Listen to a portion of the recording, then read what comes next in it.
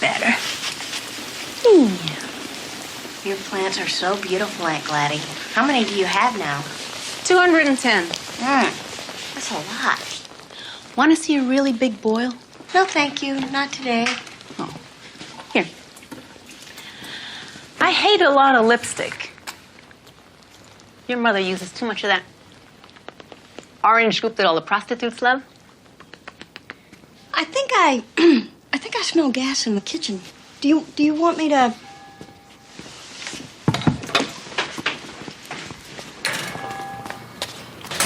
Claudia, I won this on The Price is Right. Oh, and I want wow. you to have it. Oh, that's so You're great. the only one who will ever appreciate the birdies. Oh, now you want me to? But I couldn't. Take it, Gladys. otherwise my landlord will. He sneaks in whenever I leave. Claudia, is this your car? It looks like a carnival ride. Yeah. Jeez, it's really hot back there, isn't it? Frigging boiling. My leg is gonna fall asleep.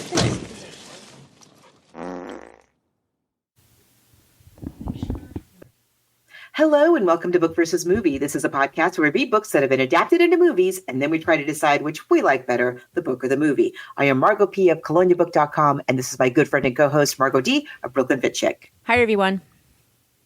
So it's, as we record this, it is the Saturday after Thanksgiving here in the U.S. We are, I have packed up all my leftovers. I'm freezing some of them till Christmas. Bring them out again. Yeah, still full. I'm still full. I don't know about you. So here's the deal. Thanksgiving, we'll get into the Thanksgiving at all. Like, I know some of you listening to this, like, it's kind of it's hard to wrap your head around why Americans do this every year. Why do we put ourselves through this every year? I like to think it's sort of like an emotional buffer for Christmas or, Hanukkah or whatever whatever your end of year holiday emotional minefield maybe. I'm so glad we're going to be talking about this book and movie. I had forgotten all about it, but we're going to get into it. It's going to be super fun.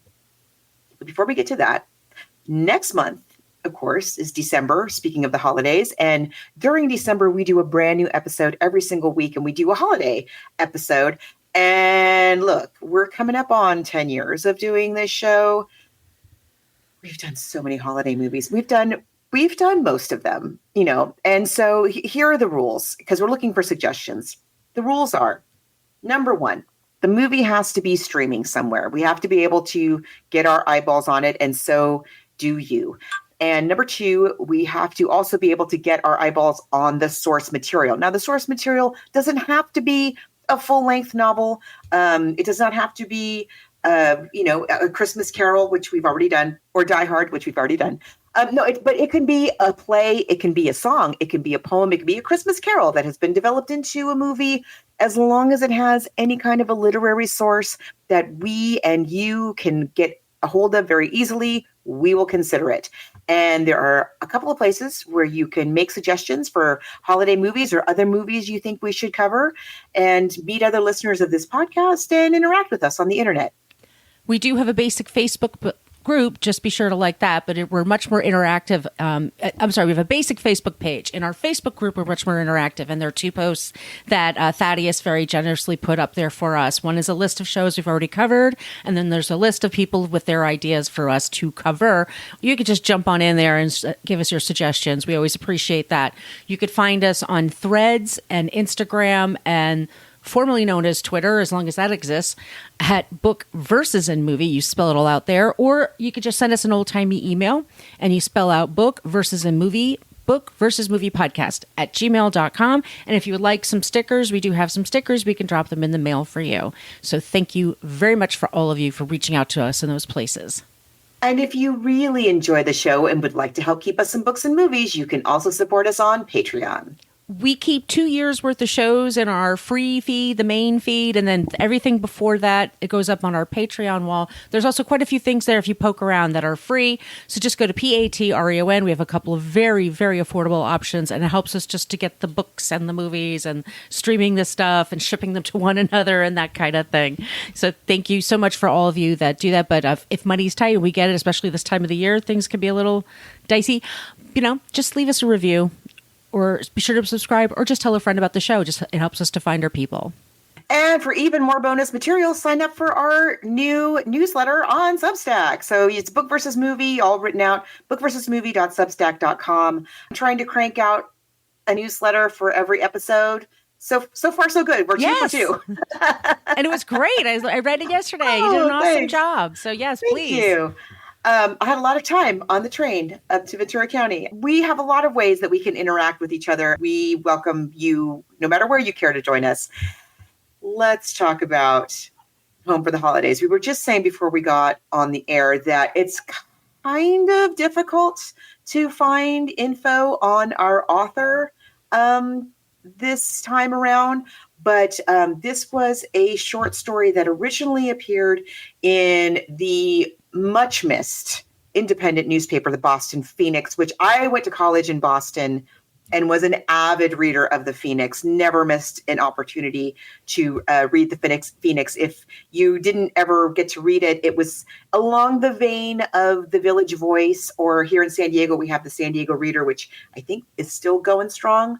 There was this beautiful era, started kind of in the 70s, of independent news, alternative newspapers, if you want to call them that, newspaper / magazines. They were sort of tabloid size, but not tabloid in nature. They kind of went deep in terms of like local things that were going on. Boston Phoenix was such a great one. I absolutely loved. I have so many memories of reading the Boston Phoenix on the T and in my dorm and in my apartment that I had later. Definitely, like, we heard this story. We'll talk about that in a second, because I couldn't find it anywhere available to read because, again, the newspaper is defunct.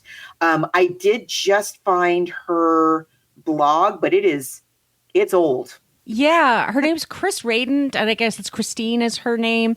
From what I gather, this story first appeared in 1992, and then it was in a short story collection, and I don't know if they created that in time with the movie.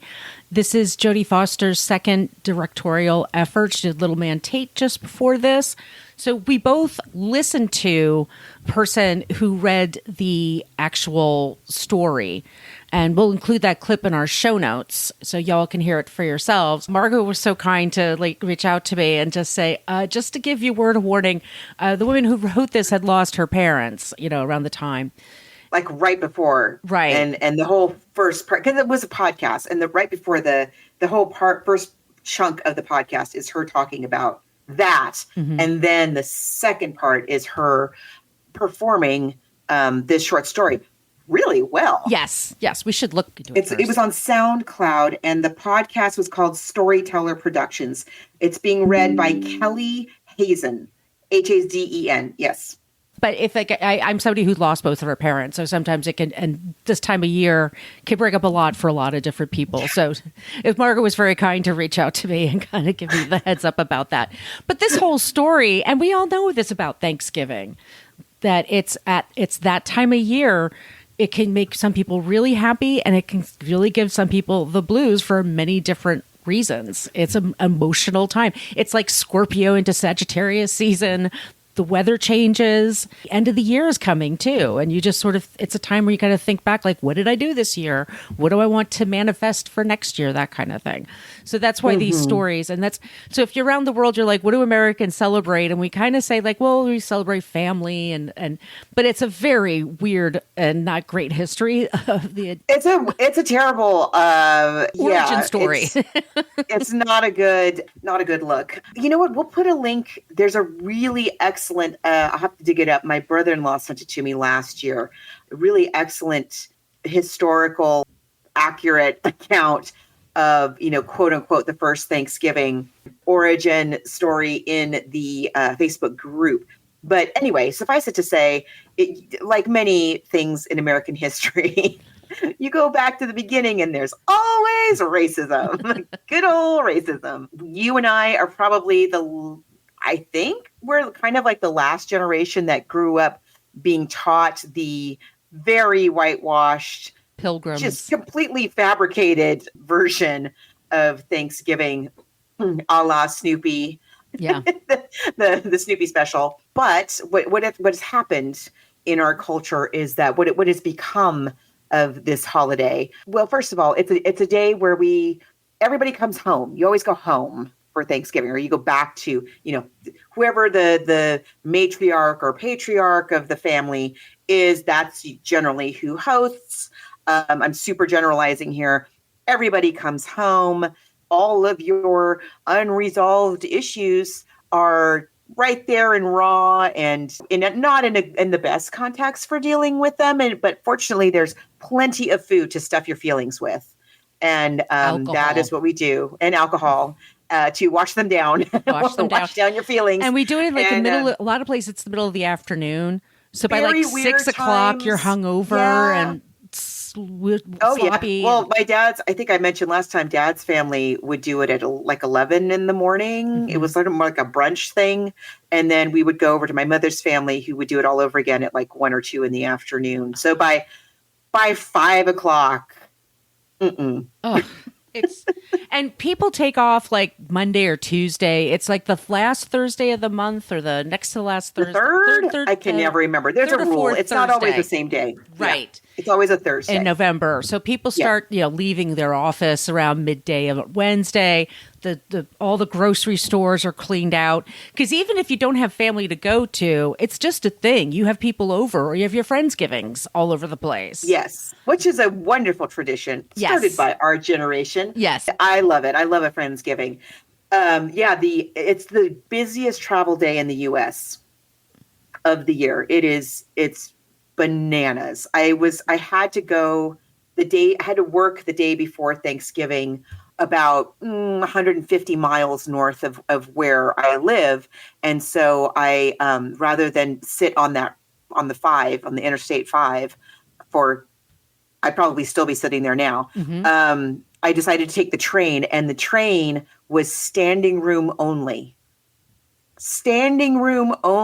for over 100 miles on a train. In LA, sounds so terrible. The news stations actually just post this camera that shows all the highways, the freeways, backed up miles. Cars just parked. Yeah, and it's Wednesday to Sunday.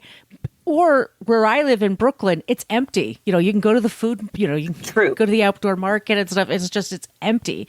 It's just wild what happens. But it's a thing in America. And sometimes people have there's some people grow up in great homes and people get along and it's all pleasant. Oh, that exists. I'm sure. Yeah. I mean, no, our Thanksgivings, since we had kids, have always been, I should say, extremely low key, very fun, very relaxed. Nobody's stuck doing absolutely everything. No fights. No, we have fun. We play games. Yeah. My sister-in-law almost always has it at her house. We had it at our house for a while. And then anyway, but when I was growing up and my parents were taking us to their parents' homes, it was much more there was a lot of tension, alcohol, football. Yeah. And, all it takes is one person to say, well, what's that supposed to mean? And now we're off. How's work going? Wait, aren't you single? I think I know somebody's son who's in town this weekend. That's happened to me more than once. Yeah.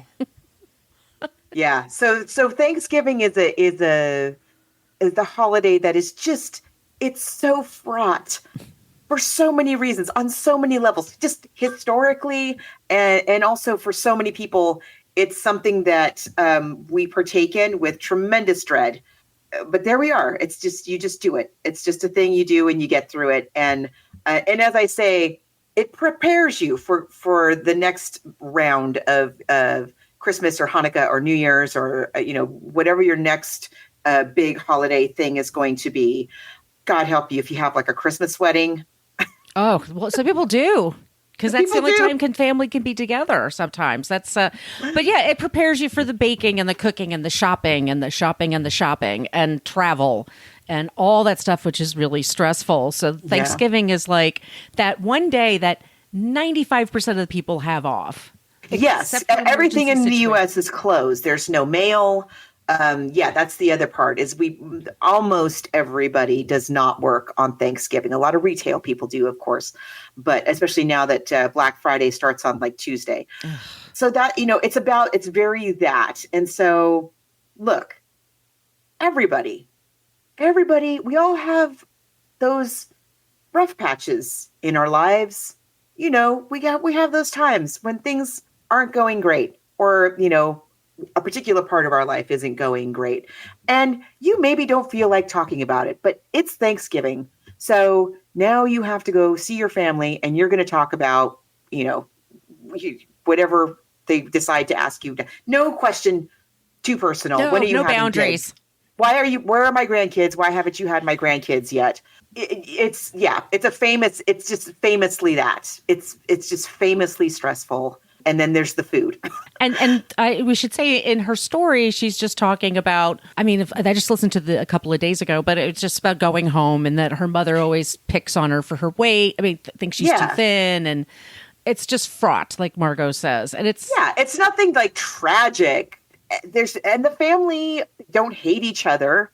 Nevertheless, this is the nature of Thanksgiving. Nevertheless, it's like one of those situations where it's the classic thing of you're an adult. And I remember my parents going through this. You're an adult, you're going home for the holidays, and now you're a child. Yep. Everybody treats you like a child. You're 47 years old, and people are bossing you around and asking you questions that they really have no business asking you about. And, making comments about your appearance. Fun, right? Doesn't that sound like fun? I've always had Friendsgivings. We moved a lot when I was a kid. So we always were the home that like people just came. So it was nice. It was always really pleasant. But I put myself through college working retail. So Thanksgiving was like, that's my one day off. And then crack of dawn the next day for the next 5-6 weeks. It's going to be tough. So like I said, but I haven't had a Thanksgiving like that. And it's been a very long time now. At least since my son was born. He's 14 now. So but even before that, it was already cool. Ours are very, very chill. But yeah, I just feel for people. And I forgot about this movie. We'll talk about the movie in a little bit, but I forgot about the opening of this movie and about she really captures the travel of it. But the story, I think, does a really good job. It's very relatable, I guess is what I'm saying. It's totally relatable.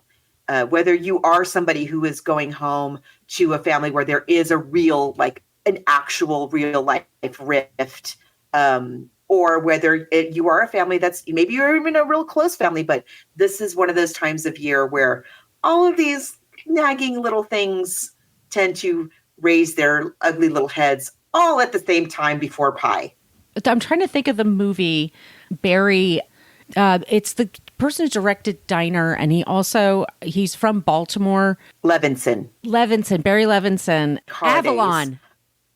Oh, Avalon. There's a famous scene. That's a great movie. In the movie Avalon, where this family, they get together for turkey. That's very proper. And you have to wait till everyone's there before you can even start the turkey. And one family shows up super late, and the kids are starving, and everyone's hungry and tired. And so finally they give up, look, let's just start. And so they start the turkey, and then that moment the family shows up that was late, and they have this huge argument about you're not supposed to touch the turkey until everyone is at the table. The kids were starving. But it's that level of that holiday. It's all rules. Super important for some reason. Yeah. It's just so weird. And we prepare these foods that are very time consuming, easy to mess up. We don't ever make them any other time of the year. But so let's all, on top of everything else, it's a cooking challenge. Yes.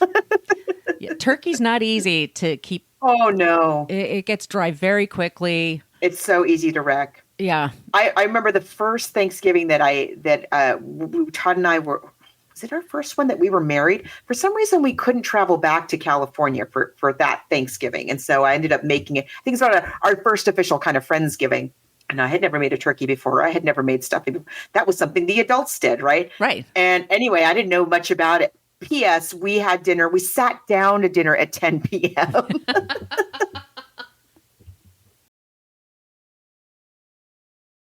It takes forever to cook a turkey. And do you brine it or do you do? I mean, now you had a big family. Did you have the turkey so big you had to put it in the night before? yes. Did you ever have that? Yeah. Yeah. Yeah. My mom's family was like that because the family was so and basting it and basting it and basting it. Yeah. Giant, like turkey's the size of a toddler. It's just gigantic. And the gravy and the stuff, it's so starchy. And the Yeah. pies are so sweet. It's like pecan pie and pumpkin pie. It takes like, I have like vegetables all weekend afterwards because I have to come down from it. It's quite a thing we do. Yeah. We Americans. We've talked this about it for like 20 Thanksgiving. minutes, like just the food and just the prep. But that's like a big deal to all of us. And there aren't a lot of Thanksgiving movies. I mean, people usually talk about planes, trains, and automobiles. Right. You know, there's a couple of those that are out there. But it's surprising to me we never thought to do this one for book versus movie because I can't believe it. Right. I forgot all about this movie. I kind of did too. And then I looked up and I'm like, oh, it's based on a short story. And I found the link for it. And once again, it's in the show notes. You can listen to it for yourselves. But I was like, this is great. This is perfect. And the movie's streaming everywhere. And yeah. So I saw it in the movie theater when it came out, I remember. In fact, it may have come out that Thanksgiving that we ate at 10 p.m. That I'm thinking of, because I remember that we had just moved to New Jersey. And so I probably saw it in the movie theater at the Galaxy Towers in Guttenberg, New Jersey. Speaking of this movie. Yes. Yeah. Not Gutenberg. Guttenberg. Yes. We also have a street in New York called Houston. It's spelled Houston. Yes. But you do not say Houston. It's Houston. No, nobody says that. No. This is super good. And the other thing about this movie was when it came out. So I had just been married. I think this is that Thanksgiving I was talking about, the first one where I was cooking everything.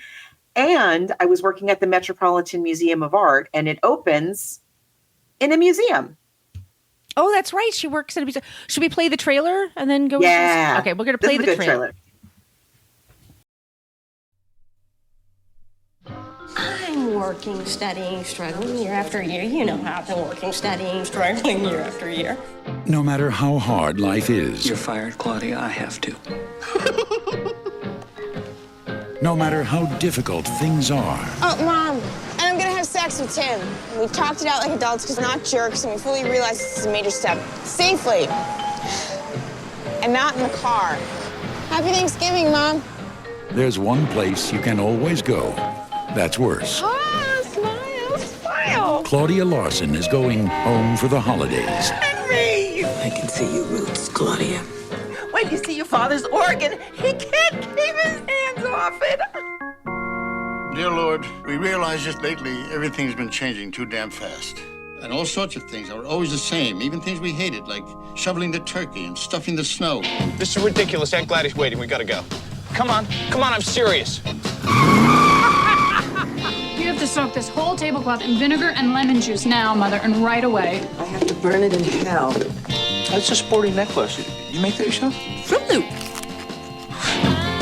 Paramount Pictures presents a film by Jodie Foster. When you go home, do you look around and wonder, who are these people? Where did I even come from? Here's to us. That's my car, man. What are you doing? What the? Americans. Into the house. Everyone. Before we're in the evening news. Let's go out and keep eating, okay? It'll be okay if we just stuff ourselves till we can't even think anymore. Home for the holidays. Mom, do you like spot bubbles together?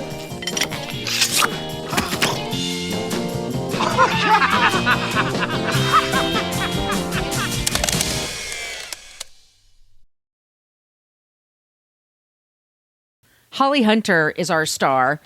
I don't think she's ever looked more beautiful. She looks really good in this movie. I don't know. I mean, I'm going to say it. I think agree. Jodie Foster had a crush on her, or somebody, or the DP. The lighting. Her lighting is the lighting alone is like, it's never off even a little teeny bit. Somehow it's a crowded room, and Holly is the only one with the perfect lighting. It's her hair is like beyond beautiful.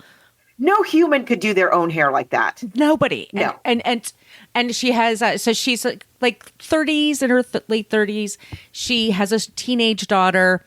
She's working in a museum, by the way, the people in this movie, I mean, the cast. This cast is so good. I'll just read that really quick. So just like at the top level, it's Holly Hunter, Robert Downey Jr. I told Margot I saw Oppenheimer over the weekend, so I was like, oh my God, there's like two Downeys there. Okay, and Bancroft. I would watch her do absolutely anything. Anything. Dylan McDermott. Can he be dreamier? Geraldine Chaplin, who's hilarious as Gladys. Steve, we got Gutenberg here. Steve Gutenberg's in this movie. Claire Danes, Cynthia Stevenson, and Charles Durning. Those are just like... Yes. And as you just were about to say, right at the beginning of the film, we have Austin Pendleton playing Holly's boss. What's her... Okay, her name is Claudia, but some of her siblings call her Clyde. Yes. Right? And she's a conservator working in the conservation department of some museum in Chicago. But I wanted to say this movie unites Austin Pendleton, Charles Durning, the two villains from the Muppet movie. Oh, that's right. Remember? Yes. But I love Charles Durning too. I mean, he's another one I could watch do absolutely anything. He was a war hero. He had an amazing life. Yeah. Wow. Very interesting man. She's getting laid off. It's a very odd scene because she's being fired from her job, and then Austin Pendleton, we would say now he's sexually harassing her or sexually assaulting her. Absolutely is. Yeah. Yes, that's exactly what's going on.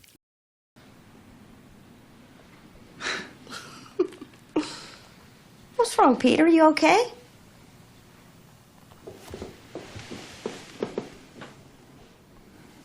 You're fired, Claudia. I have to. Oh? We lost 90% of our federal money. You are my youngest. Me? Josh is 31. Rose, They're what just is Rose? assistants, and they'll be gone too within 6 months. And You can't fire them. They're kids. They've been here since.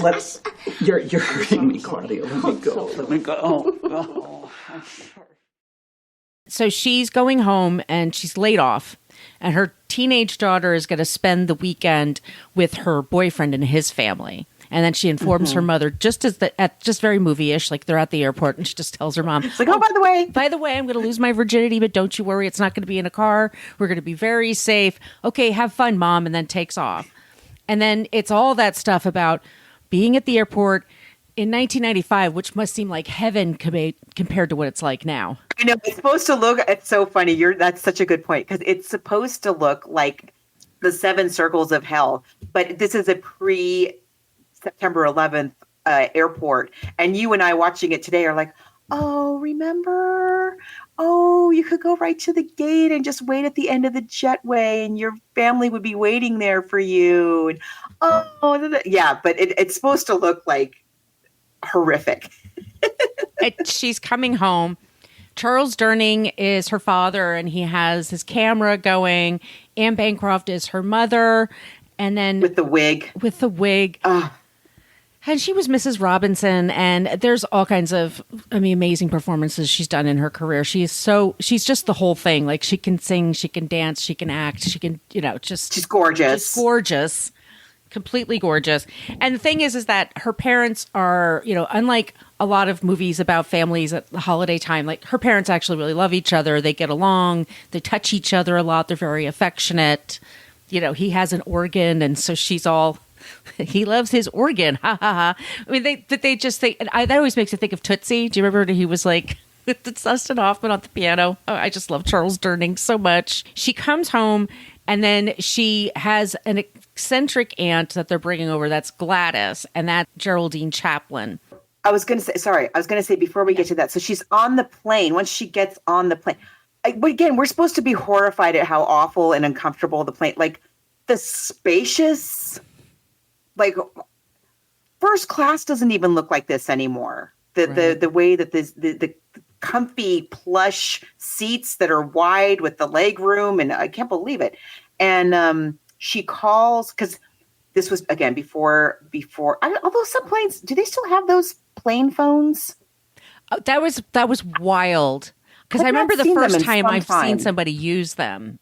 And I was all. Oh, my parents used to use them. They were always calling me from the plane. So yeah, the plane had a telephone. Guess where I am? I did Exactly. do that. Yeah. That's all anybody says on that thing. So the plane had I don't know if they still have, I haven't seen one in years and I fly a lot. But they had a telephone handset embedded in the back of the seat in front of you, and you would slide your credit card through it and make a call for like $1.80 a second. She's just, she's been, at this point, she's been fired.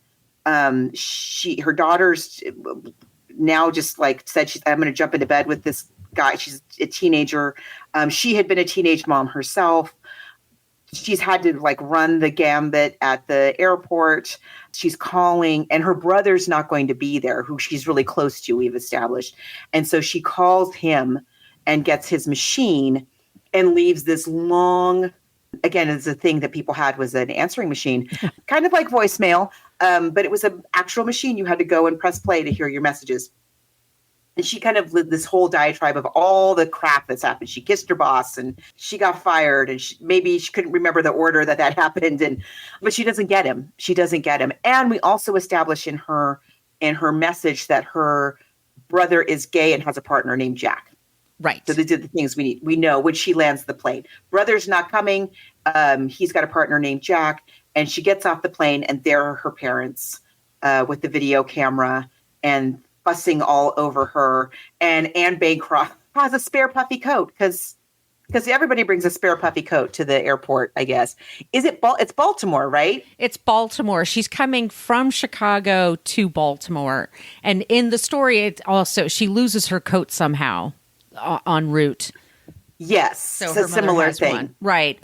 So, yeah. But it's Holly Hunter. And I do like the scene where they're in the car, and there's just traffic everywhere, and she's just looking at the guy in the backseat of the car next to her like, yep. But you could see that when you're coming home from the airport, like what families are happy. That's literally what it's like. Some families you could tell, tension. It's like. Oh, that was my train ride, because everybody on the train, I mean, I was the only person who was just coming home from work. Everybody else was coming home for Thanksgiving or home, coming back to wherever in Southern California on the Surfliner stop they were. Some people were, you could tell, some people were like, couldn't wait to get off that train and hug those grandkids. And some people were like, please let this train break down. I want to say also, like, going home when you're, for the holidays in general, like, time can feel really strange. Days could feel like years, or it goes by really quickly. I mean, it's just like in between meals and watching TV together, there's just like, what do you do? And this movie is a bit meandering, I think. But I think that's what it's kind of like. It is, but I'm not mad at it, because that is what it's like going home for the holidays when you're the adult child. Yeah, it is very like that. You go, the short story, as I recall, describes it very well, about how everything in her parents' home is frozen in 1956. Right. And so, so she goes home, and like the appliances are from the 50s, and the furniture is from the 50s, and the music is from the 50s. And, they are completely oblivious, her parents, to any kind of modern anything. She's staying in her childhood room, as one does if you happen to have the kinds of parents. Not mine. As soon as I was gone, Mom was like, oh, I've got an office now, which is me too. I'm the same. My crafts room. Yeah. But some parents keep their child's room, exactly. And again, that tells us a lot about this family. You do get the impression, definitely, that this family is very close, definitely care about each other, but there's some personality issues that are kind of simmering all the time. And then her brother shows up, her brother that she thought wasn't coming, right? Right. He shows up like in the middle of the night. That's Robert Downey Jr. And then he has a friend, Leo Fish, and that's his business partner. And they come together just as a big surprise. And so he brings nowadays you just use your camera phone, but he has like a Polaroid camera that he runs around and tells everybody. And we should say, this is Robert Downey Jr. when he was having issues in his personal life. And yeah, you can kind of look at him sometimes and you're like, This performance is, and I didn't remember thinking of it that way, although that we should say too that when the movie came out, that was something everybody was very aware of. It wasn't like we found out way later. He was very publicly struggling with some what we now would say behavioral health, substance use issues. Yeah, that would be my one little thing about this movie is that when the brother first arrives, it settles down.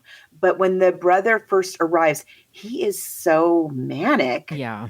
I mean, I don't know how else to describe it. This frenetic, kind of not really relating to what's actually going on kind of energy that you can't help. And it's not just because it's Robert Downey Jr., but you just can't help be like, what is going on with this guy? Like, The throw. Oh, score! It is a score! It is a score!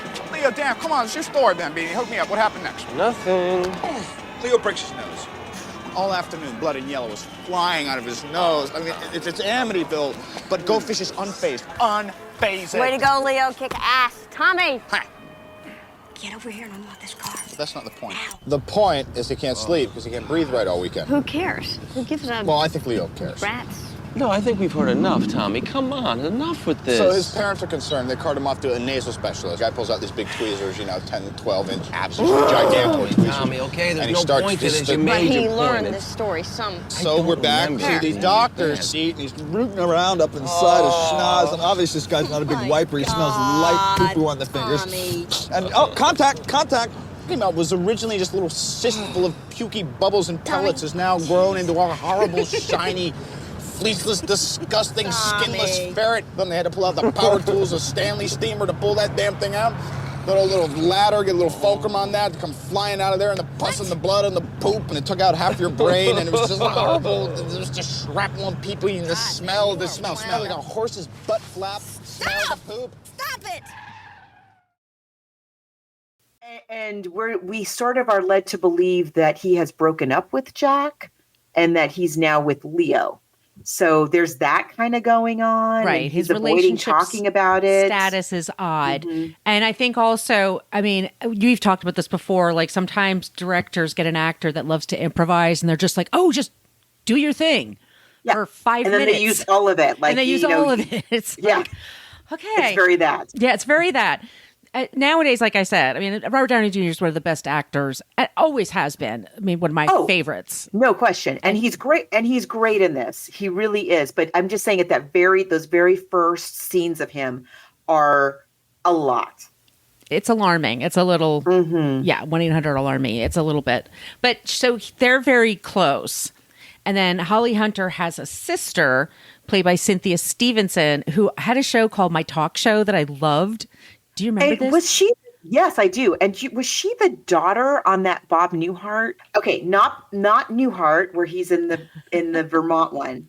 After that, he had a show where and it was on for a while, where he played a cartoonist.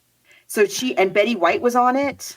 I need to look this up. This sounds amazing. Yeah, so it was this show. It wasn't bad at all. It was a show that, like as I say, followed up the one. But the thing was, Newhart. First of all, the Bob Newhart show, when you and I were kids, was a massive hit. That when he came back with Newhart, where again he's with what's her name in the Vermont Inn, Joanna. Oh my gosh, that's such a good show. It took a while, though, for people to kind of come around to it because they so loved his original show. And the same thing happened again, that people this show was so good that then when he came back with his next show, it took a while to kind of get the sea legs. Anyway, Cynthia Stevenson played his daughter, I believe, if I'm remembering correctly. I'm pretty sure that she's the one who played the daughter. Yeah, so he played a cartoonist. Anyway, she is great. She was in The Player. She's a character actress. I mean, she's done a lot of different comedies and dramas and stuff like that. Super good. And it's a thankless part, by the way. It is. She's the baddie, if you can have a baddie. And but I think, really, it might be my favorite performance in this film. Is hers. She's really good. So she has 2 kids, and she's married to Steve Guttenberg. and he works in banking. And she's the one that's kind of like, oh, you all went off and did your thing, and I stayed home and I took care of everything, and everything's now on me to do. That kind of martyrdom, which some people do and some people don't. Claudia comes home and she has that tension with her sister. They have this Aunt Gladys, who's the sister of Anne Bancroft, Aunt Gladys, and she's Geraldine, once again, Chaplin. Robert Downey Jr. played Charlie Chaplin in Chaplin. And Geraldine played his mother. His mother. Yeah. So Geraldine Chaplin is the eldest child, Charlie Chaplin and Una O'Neill. She's been in heaps of things, and we may even have talked about her before. Yes. She's always super good. This is no exception. She could play British. She could play American. She's wonderful in Chaplin as Charlie Chaplin's mother. Again, the mother of Robert Downey Jr., who's her nephew in this movie. She's so good. So she's a woman who lives, she's got the spinster sister.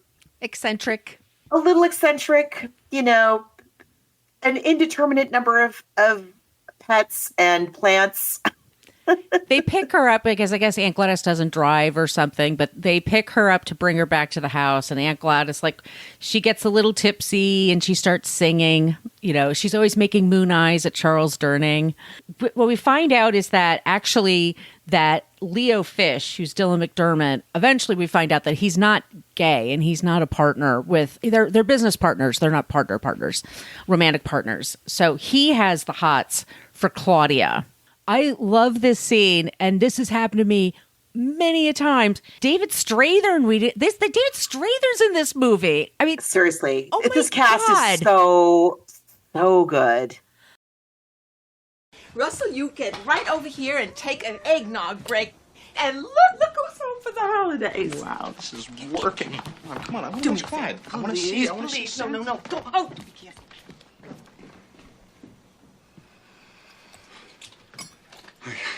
Hi, Claudia. Hello, Russell. God. Hiya.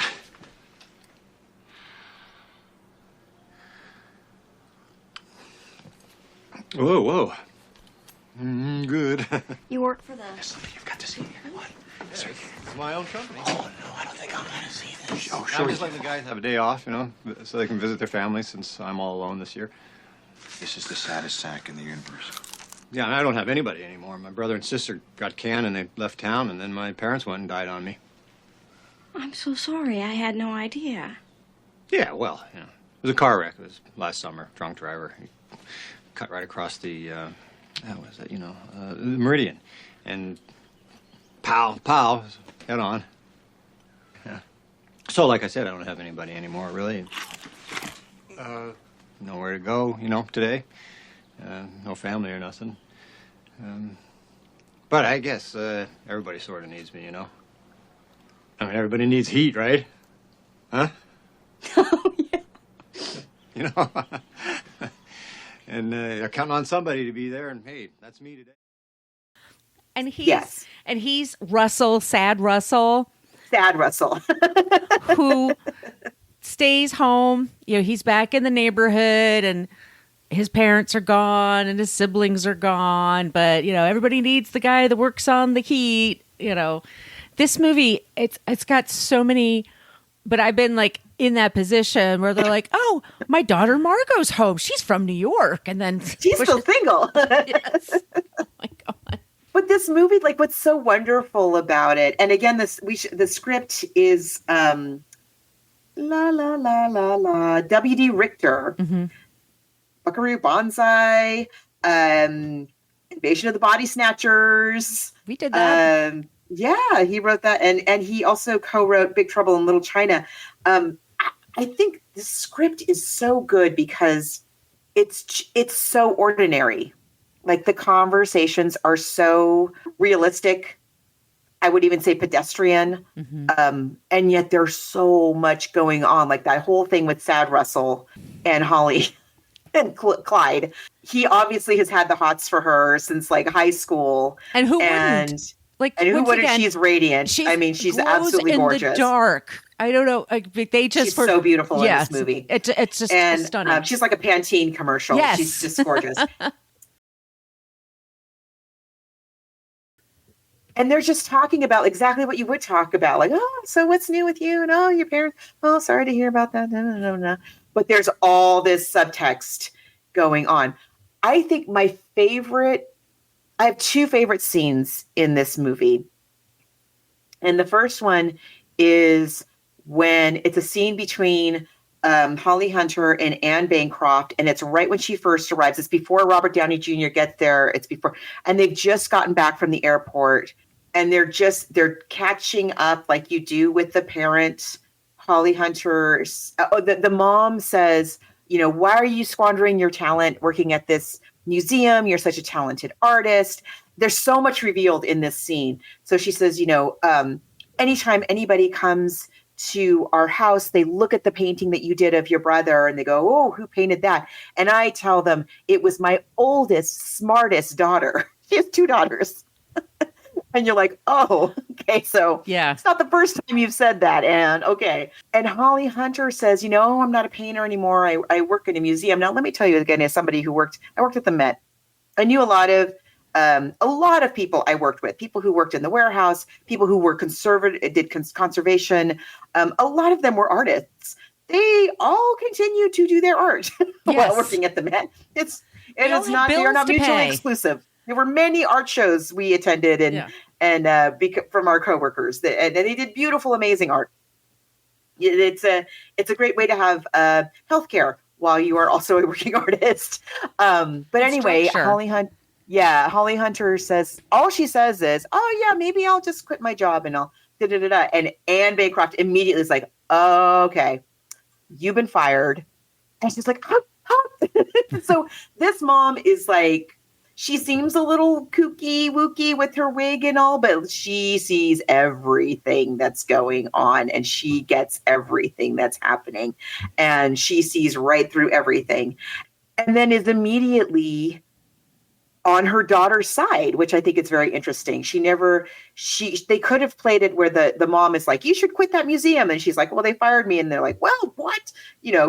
Go beg for your job back. But she's immediately supported. Do you need money? Let me help you. I want to, I've got cash. Don't worry about it. Don't tell your father, but we're going to do this and we're going to do that. And that is kind of what happens with each of her children throughout the course of the movie, that as she gets news that could be very shocking for somebody, especially of her generation and her personality, but her reaction is always to support them. Even Cynthia Stevenson's character, Joanne, who is the mom and she are having some conflict at this time. This often happens where you have not just a child, but a member of the family who ends up being the caretaker of an elder member of the family, or someone who just needs some help. And that person who is getting the help ends up resenting the helper just because people don't like to need help, not because that person necessarily did anything, but none of us likes to feel like we're completely dependent on somebody else for our lives to be able to run smoothly. And so it's a very typical thing in that kind of helper-helpee relationship for the helpee to end up resenting the helper. And that's kind of what's going on with Joanne. Clearly, she really helps her parents like a lot. We've established she's there all the time. She, makes sure that medications are in order and doctor's appointments are in order. But also they kind of resent it. Because she likes things done her way. And I think she would like just to hear a lot more thank yous and, oh my God, we wouldn't be able to do this without you. Thank God you live near us. Where would we be without you? Yeah. Yeah. She also has two kids of her own. Like she's even if she doesn't, I don't think she works, but still, like, no, clearly she's a busy life. She has a very busy life. She's taking care of her husband. She's taking care of her kids. She's taking care of her parents. She wants everyone to know that's like that, because people do want to be appreciated too for what they do, for what they put out there. But there's that tension between Holly Hunter and her. Then we have Gladys, and then we have the actual meal itself. I love it with the two turkeys. Oh my God, with the two turkeys, with Gladys giving a toast to Charles Durning and talking about how she had such a crush on him. Oh my God. pads, napkins. Leave that. Your father can carve. Your father can play his organ. Like nobody's business. You're the best thing on two legs, Henry Lawson.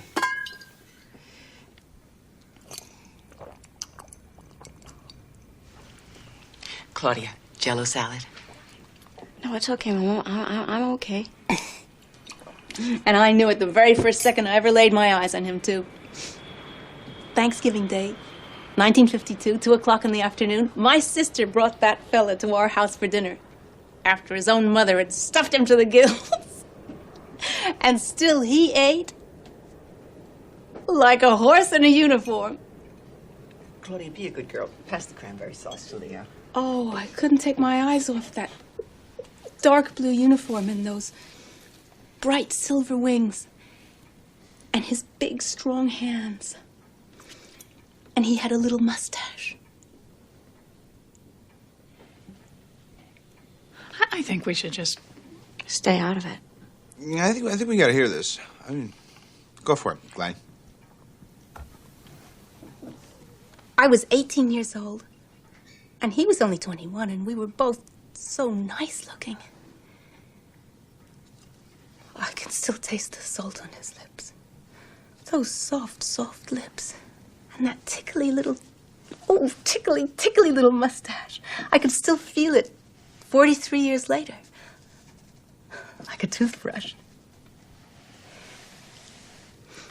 He kissed me. When? One Christmas Eve. And for one special moment, my own little life was as big as I could ever want it to be.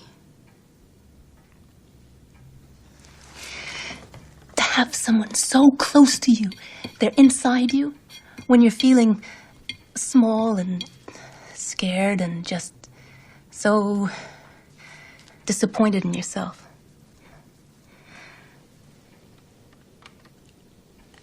And whenever I look at your father, I know how lucky my sister must be. Because he made all my dreams come true for her. I was a Latin teacher.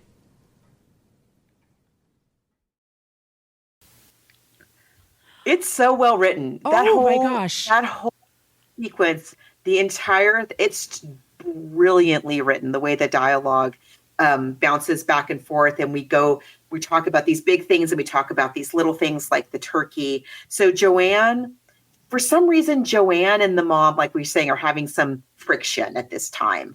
And that doesn't stop Joanne coming and helping them. But Joanne has insisted for some reason, on making her own, like, healthier version of all the Thanksgiving. Is that what it is? Yeah. Of all the Thanksgiving. Because her husband has cholesterol issues or something. Right. So she's made an entirely separate turkey. So there's basically 2 Thanksgiving meals out on this one table, like way more than twice as much food as they need. I really love the parallels between Holly Hunter and Cynthia Stevenson, those sisters, and Anne Bancroft and Geraldine Chaplin, those sisters. And you kind of see Christmas future for Clyde and Joanne, and how, our roles in our families kind of wax and wane and change and evolve over time. And then you have the 2 small children who are just bored. Like, all kinds of family drama is going down. And they're like, can we go home? Yeah. So I love it. They're having there's one turkey that's really dry that he can't cut very well. They drop the turkey on her, and then Leo Fish, who's all in with Clyde, helps her like dump the turkey innards or whatever on Cynthia's head. It's hilarious. Like, she's very prim and proper. Right. She's very concerned about, like, we have to have the right linens and we have to have the right this and the right that. When she arrives, like, they're that family that, like, her dress is perfectly dry cleaned. The children are perfectly combed and scrubbed and, in their little Thanksgiving outfits that I'm sure they got special just for that day.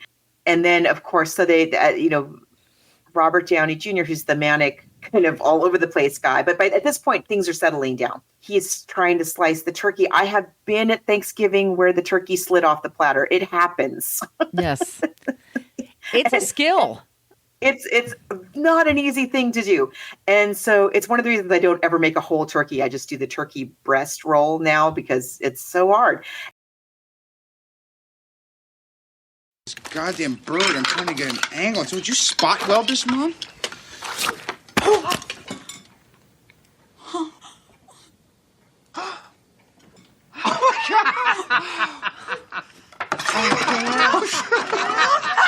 Mommy! Sit down. Baking soda. Baking soda. Baking soda.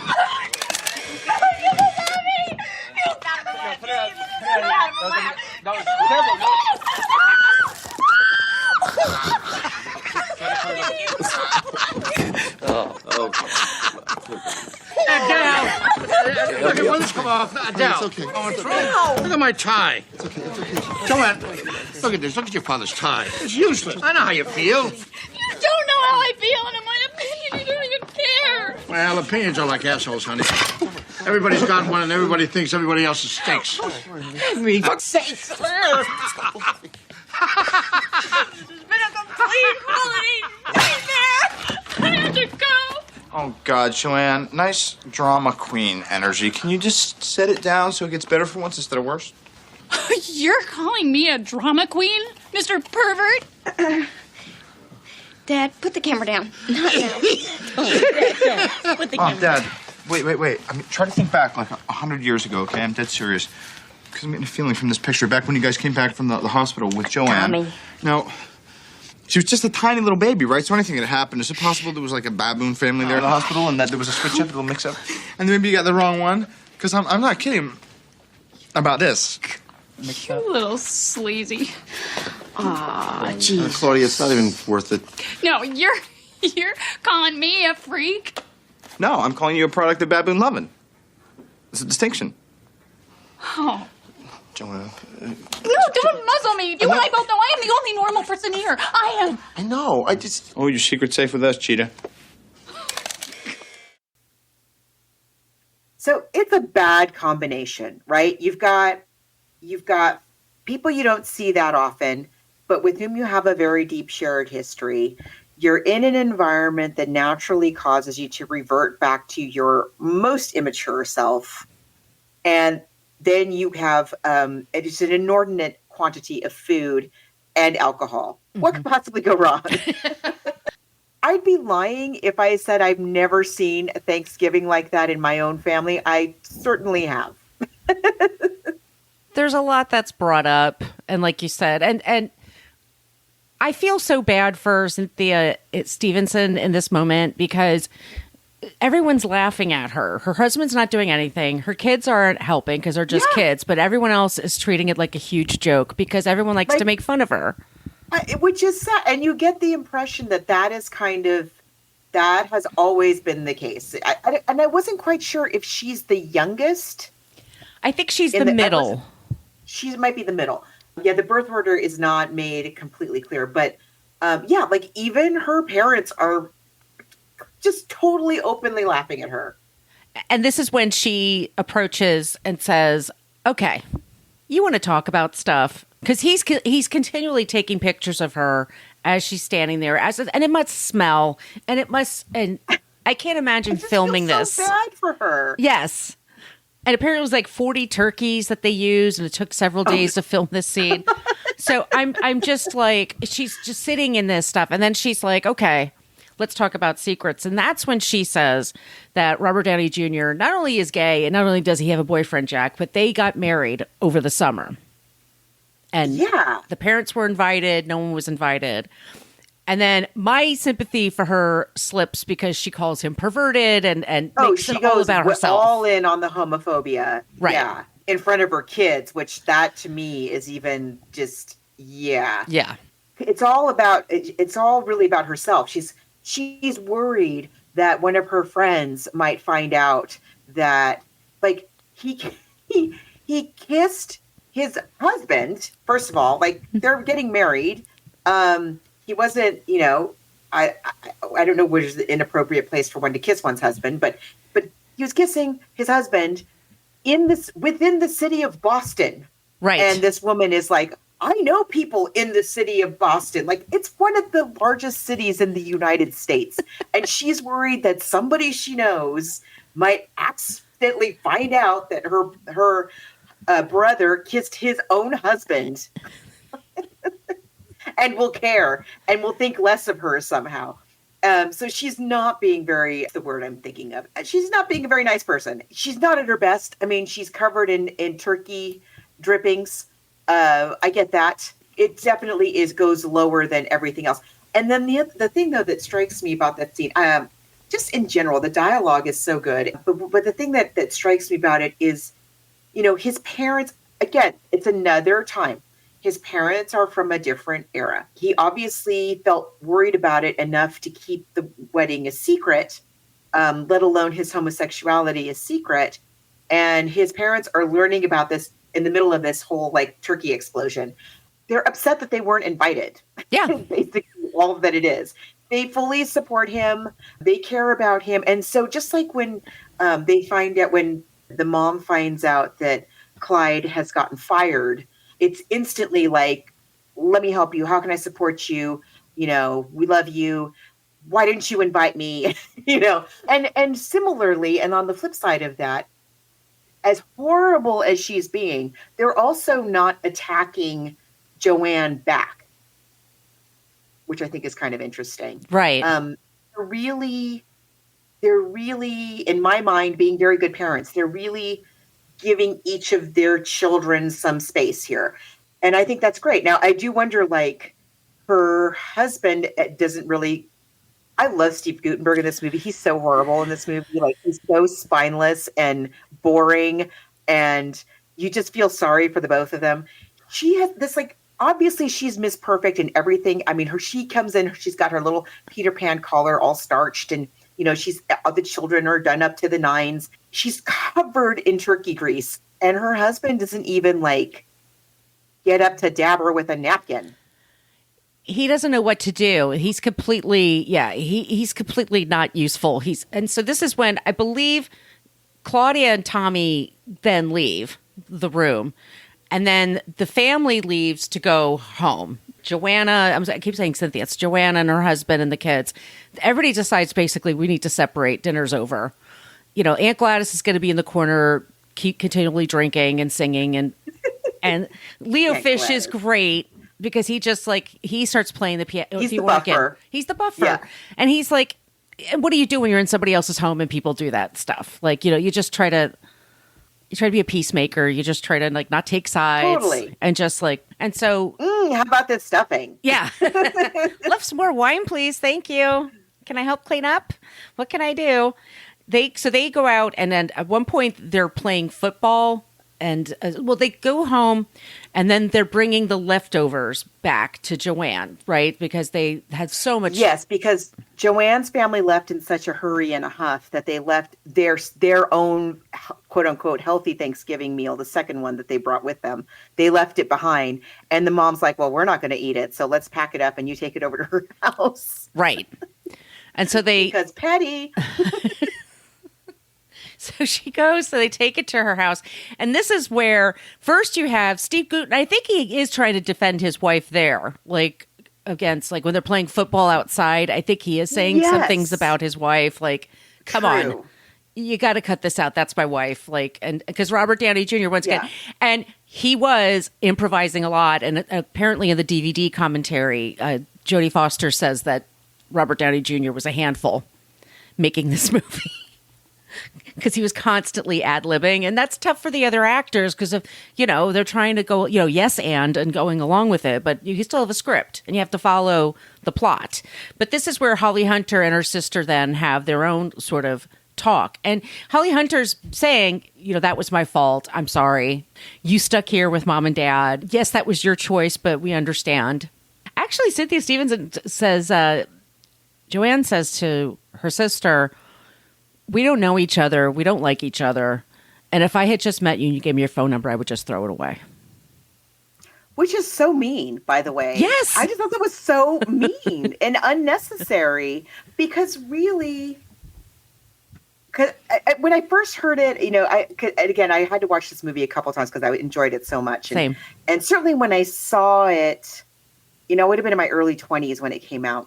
But watching it this time, and I'm thinking, like, what did Clyde actually do to Joanne except stick up for her? Like, when she arrives, before any of the other kids have gotten there, and she's, again, that scene that I love with her and Anne Bancroft, and Anne Bancroft says, my oldest, smartest daughter, which ouch, Joanne, Joanne. And I'm like, oh. And then the mom starts complaining about Joanne, she's thinking of her as being underfoot. And Joanne is trying to take care of her parents and help them out and everything. And the mom is complaining about her. And Clyde says, Joanne's a saint. What are you talking about? Like, why are you complaining about her? She does everything for you. And then even during the fight at Thanksgiving, Clyde she doesn't really say anything.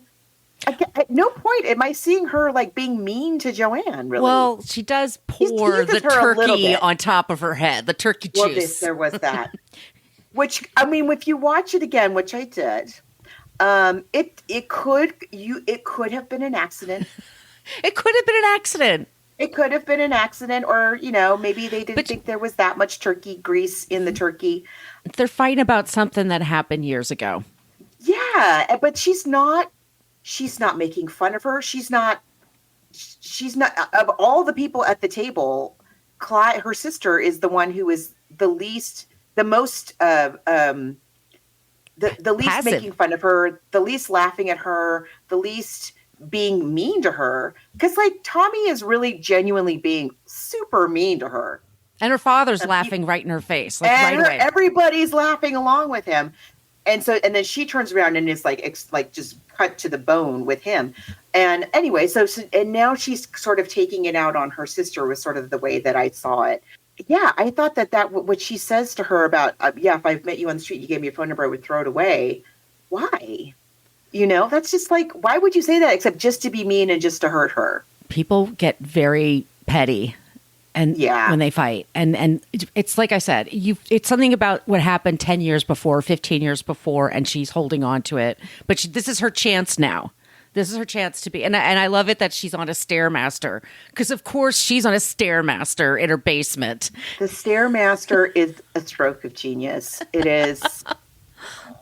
It's the 90s. I love that she is dressed in the entire Danskin ensemble, the French cut bikini with the shiny spandex tights, lurex tights, and the coordinating little artfully cut sweatshirt crop top thing to work out in her basement where nobody at all is going to see her or care what she looks like. But even then, love it. Love it. But that's her control. And it's also just in case somebody walks in, she's going to look great. Yeah, they have. So that's sort of it's sad. I mean, I hope at some point they could kind of figure things out more because they have a lot in common. I mean, being mothers. I come away feeling very bad for Joanne. The time that you spend on when she says to her sister, she's still very upset. Her sister has come to apologize. And I get it. That's a lot to get over. Yeah. That's fine. She might need some time on her Stairmaster. And she says, would you mind leaving? This is the only time of my day that I like. Yeah. I wouldn't enjoy being on a Stairmaster. I can't imagine the circumstances under which I would enjoy being a Stairmaster. I mean, I remember them from the 90s. I remember getting on them, but I think Janine Garofalo said that they were the slowest increment of time is on a Stairmaster. Seriously. 5 minutes feels like 5 hours. Stretch out your life. Exactly. A Peloton goes by in a breeze. It's from what I understand. But that's, first of all, that's the happiest part of her day. And second of all, that she can't pause it has a pause button. She can't pause her Stairmaster for a few minutes to listen to her sister apologize. Her day is so regimented that she can't, those are the Stairmaster minutes and they must be devoted to the Stairmaster and nothing else. And it's Thanksgiving. And it's Thanksgiving, and that is just so terribly sad. And you just get the idea that Joanne has no fun in her life whatsoever, and that she spends her life running around doing all this stuff for everybody else that first of all, nobody asked her to do, therefore nobody thanks her for. Right. And that's when you do stuff that people don't ask, they also don't thank. You have to understand that. And so she's got this like resentment building up, and then it comes out in the martyrdom, and then eventually in the very homophobic, very, very mean comments to her brother. But what a terrible, sad little life. But she's young enough, I think, that she can, maybe she can climb her way out of there. Yeah. And, she has some things that she seems to like her daughter is down there working out with her when her sister arrives, and they see, seems to be having fun. And the dancing the girl does seems to be so oblivious to everything. She's resilient. I think that kid's going to be okay. Like, cause she's seen her mother before. She gets her mother's love language, and she's got her figured out. Exactly. This is why I think we need like we need a sequel to this movie, because I kind of want to see those kids now as the grown-ups, and Holly Hunter and Robert Downey Jr. being the wackos that they would probably be. Well, who knows? Maybe even Fish would still be with her. Maybe we'll get to the end later. Yeah. When they get back to the house, there's a phone call, and it's Jack calling for his husband. That's another. As you would. As one was. And it's the holidays, just to say, hey, happy Thanksgiving. And Charles Durning answers the phone and says the sweetest thing. Just learns his son is gay, pretty much, or maybe had an inkling, but that he's married, and that he got married to this Jack that he thought was just his son's friend, and said, basically, my son doesn't deserve you. You're a great guy, just being very, very sweet. And this is when, we realize how much how much Tommy gave up to come over and help his sister out because she was having her crisis. Right, right. And she said, why'd you come? And he's like, I checked my machine. You left me a message. Like he comes a running when he comes there. And he brings a date for her. Yes. And he shows her, and there's a weird scene where they it's very sweet that Leo take the Aunt Gladys home, and he's so gentlemanly, so gallant that he walks her to her door and makes sure she gets inside. She's okay because she's really drunk. But then he tries to take her on a date at not a White Castle, but a Castle House. I mean, it was sort of like... It's a White Castle. It's a White Castle, but they couldn't get the logo. But he says that, your brother showed me a picture of you, and I've always wanted to meet you. And she's like, well, which picture? Because he's constantly taking pictures. And there's another thing. We've seen her brother take a picture of her in the shower, in her underwear, in bed, in the shower, naked. So and only like, in movies. When you say picture... Only in movies, I have to say, there's certain tropes. It's like only in movies do people actually just pour soap directly into their eyes as they shower. Like they have not figured it out. I've always wondered that. Like, is that how you shower, Holly Hunter? Because I don't like people just like splurp all over. Just like half a bottle of shampoo. It stings if all that happens. Over my face and torso. They come back to the house, and Holly Hunter, Dylan McDermott, like the hottest looking people in the world, are making out. Once again, by the way, great outfit. She's got the tights on the whole time. Like her hair's perfect. She's pretty as a daisy. No notes. No notes. She looks amazing in every single scene. Even the scenes where she's supposed to look like a wreck. She's sick. And she still looks radiant. Great. Yes. Yeah. Yes. They make out on the couch, as one does when they're saying, at their parents' house. Robert Downey Jr. wakes up on the other side of the room, kind of let them know, like, hey, I'm here. And so Leo wants to go, obviously wants to sleep with her. He's completely Twitter-pated for her, but she has enough common sense to say, no, this is too much. This is like, this past 36 hours or so. It's been a day. It's been a day. Let's just leave as friends.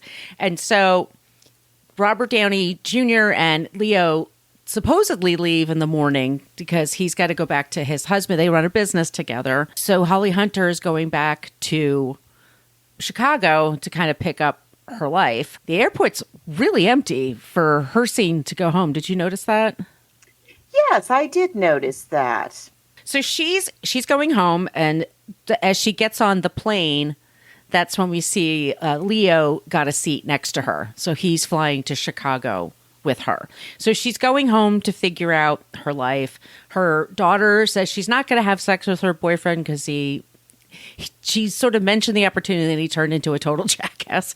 And she's learning quick. But then I think she's great. She doesn't have a lot of time in this movie, but she does a super good job. I was looking at like Amy Yasbeck Everybody's has a so scene good. where as like an old high school frenemy of Holly Hunter's. I mean, there's just I forgot about that. Right? Yeah, that's super good. The one, she was the one she was married to John Ritter. Yes, he was on Wings. But right? she looks beautiful too. I mean, she's gorgeous. She's absolutely so pretty. Yeah. Whoever the director of photography is in this movie, like no notes because y'all know how to film people. Seriously, everybody. But Holly Hunter in particular looks so good in every single frame of this film. It's all the little bit parts. Again, all those people at the airport.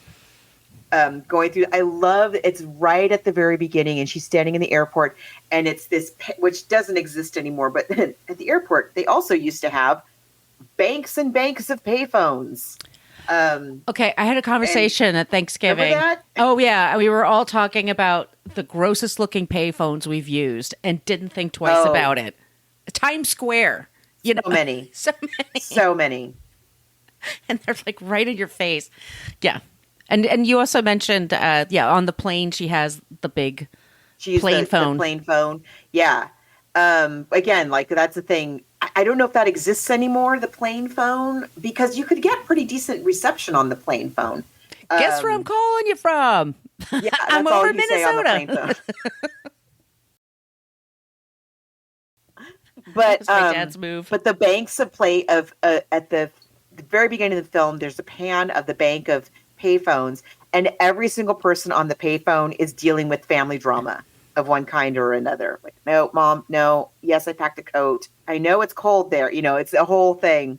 It's so great. There's no like major drama. Nobody's sick. Nobody's died. Nobody's even getting a divorce. I mean, she got fired. That's the biggest, most dramatic thing that really has happened. Oh, and I guess Tommy getting married, but nothing like.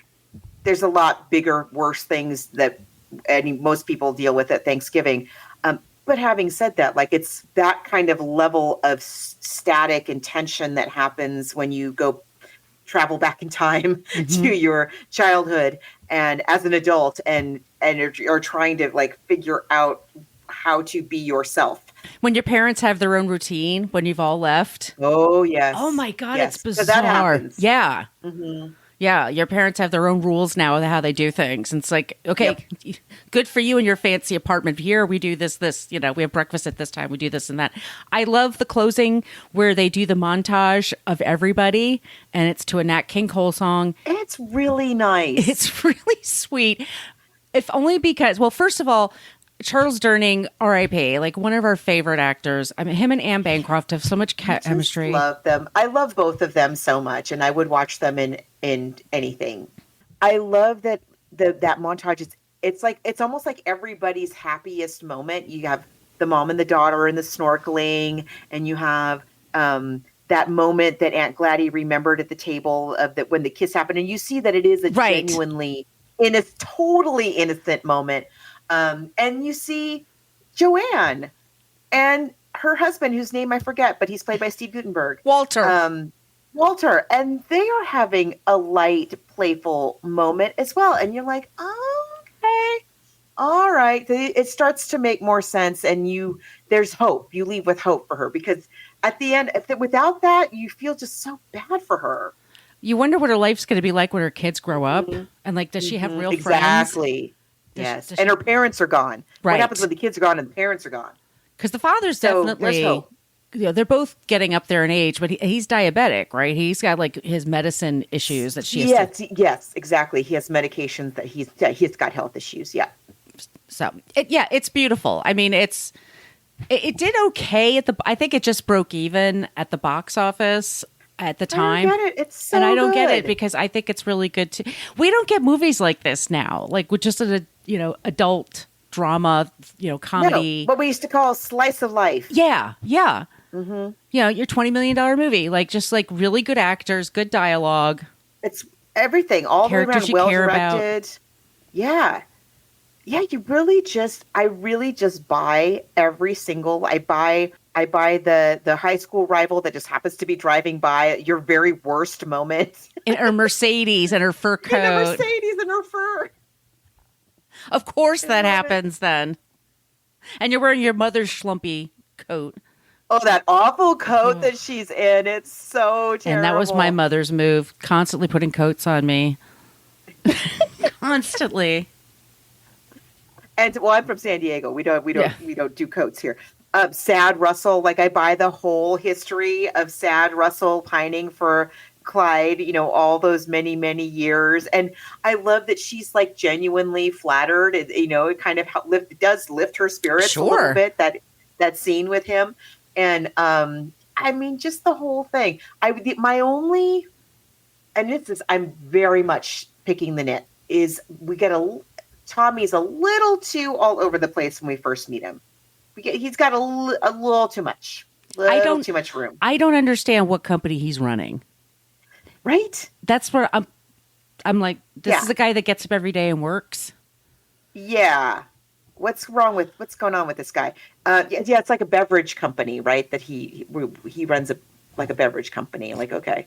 Yeah. It's just such a great, I mean, I really buy it. I love the house. The whole thing is so cool. And I don't know why it's not on well, I wouldn't know if it's on TV or not because I don't have a TV. No. But it should be. It should be like a Thanksgiving. It should be like the parade and this movie. It should be our Christmas story for Thanksgiving. It should be every year, this movie. I love it. Like Planes, Trains, and Automobiles. Exactly. Mm-hmm. Which is a great movie. I love it. Yes. I wish it was based on a book. We would talk about it. We would, but this is great. And I loved the story, too. I thought the story was very good, but of course, movie. Yeah. The story is very short, but I think that our screenwriter has really fleshed it out and given it a lot of dimension that can definitely be traced directly back to the source material, but it's cool. It's a whole like 3-dimensional world, and I love it. That's it. That's all. Yeah. That's it. Movie. Well, we are very excited to talk about, we're heading into December. Next week is December. How did that happen? I don't know. So we're going to be covering Bell, Book, and Candle, which is a play. Very excited. And it's a great movie that takes place on Christmas Eve, I believe. And then we're also going to be talking about Miracle on 34th Street this month. But we do have a couple more slots available. If y'all have ideas for we need ideas. Christmas, Hanukkah, New Year's, just anything based on literary source, let us know. All those places I mentioned at the top of the show, that'd be great. Our email, once again, is bookversusmoviepodcast@gmail.com. And Margot, where can they find you? You can find me online at coloniabook.com, and all of my social media callouts are at She's Nacho Mama. And where can they find you? You could find me at Brooklyn Fitchick for Threads, Instagram. That's my site. I'm at Brooklyn Margot on Blue Sky, on TikTok, where I have clips of the movie, by the way, and on the thing that was called Twitter and then called X, and I hope it disappears soon. We'll find out. Anyway, everybody, we'll be back soon with a new episode. Thank you so much for listening to the Book versus Movie podcast. We're a part of the Frolic Podcast Network. You could find more podcasts you will love at frolic.media/podcasts. You could find us on Twitter, Threads, Blue Sky, and Instagram at Book versus a Movie. Just spelled it all out. We have a Patreon page. Type in there Book vs Movie Podcast, where you can find 8 years worth of shows. You can follow Margot D on social media at Brooklyn Margot and also Brooklyn Fitchick. You can find Margot P at She's Nacho Mama. Thank you again for listening, and please be sure to send along your suggestions for the show. Remember, the book needs to be easy to get your hands on, and the movie has to be streaming on a major platform. We will be back soon with a new episode.